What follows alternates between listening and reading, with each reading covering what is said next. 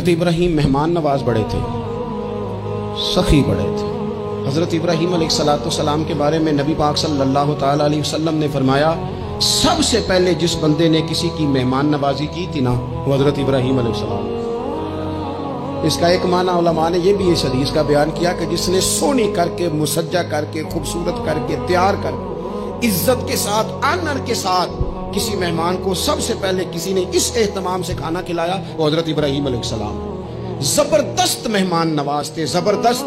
اپنے گھر کے 4 دروازے بنائے ہوئے تھے، 4، اور فرماتے تھے میری خواہش ہے کہ چاروں طرف سے مہمان آئیں، روٹیاں پکتی رہیں، دنیا کھاتی رہے، دنیا آوے کھا کھا جاوے راضی ہوئے بلا، آئیں لوگ کھائیں، یہ میری خواہش ہے۔ روٹی کھلاؤ، روٹی کھلاؤ، روٹی کھلاؤ، لنگر کھلاؤ۔ حضور صلی اللہ علیہ وسلم سے پوچھا گیا یا رسول اللہ بہترین مسلمان کون ہے؟ تو حضور نے فرمایا جو سلام لینے میں پہل کرے اور کھانا زیادہ کھلائے، کھانا کھلائے، جس کا مزاج ہو کھانا کھلانے کا، طبیعت ہو کھانا کھلانے۔ حضرت ابراہیم علیہ السلام اتنی مہمان نوازی کرتے کہ نبی پاک صلی اللہ علیہ وسلم نے فرمایا یہ ترغیب و ترہیب میں موجود ہے۔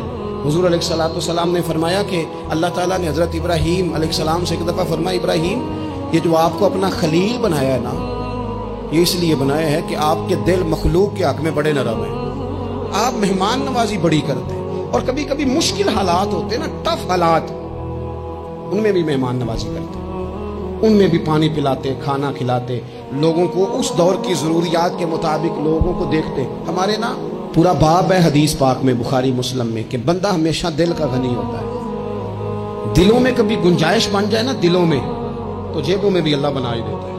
اپنے دلوں میں گنجائش بنائیں لوگوں کے لیے، اپنی طبیعتوں میں گنجائش، ہماری طبیعتوں میں گنجائش نہیں ہوتی۔ اللہ تعالیٰ بعض بندوں کو نواز دیتا ہے، انہیں چاہیے کہ وہ گنجائش رکھیں، کشادہ کریں اپنے دل کو، سینے۔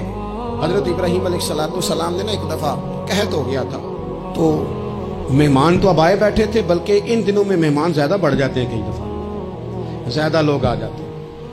اب وہ قحط کا زمانہ تھا، بہت ساری جگہوں پہ فصل ہی نہیں تھی، اناج ہی نہیں تھا، تو مہمان زیادہ ہو گئے۔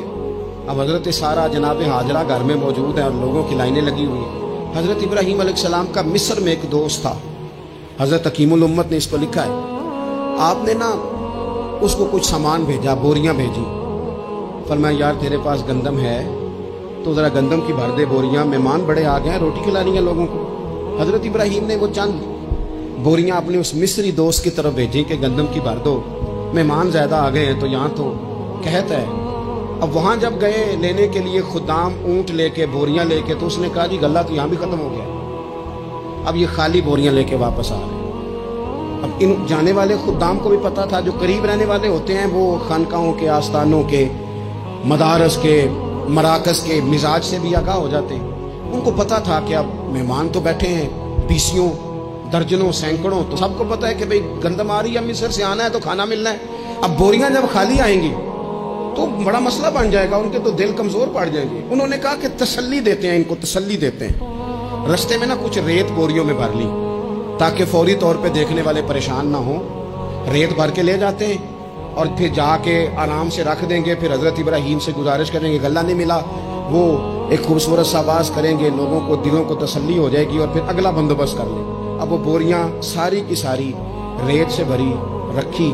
حضرت مفتی احمد یار خان صاحب رحمۃ اللہ علیہ نے لکھا ہے کہ وہ بوریاں لا کے جب لوگوں نے آتے دیکھی بوریاں، تو طبیعت لوگوں کی، کئی دنوں کا کھانا نہیں کھایا تھا، حشاش بشاش ہو گئی، بچے، بوڑھے، بیمار، سبھی کے دل تسلی میں آ گئے کہ آج کھانا ملے گا۔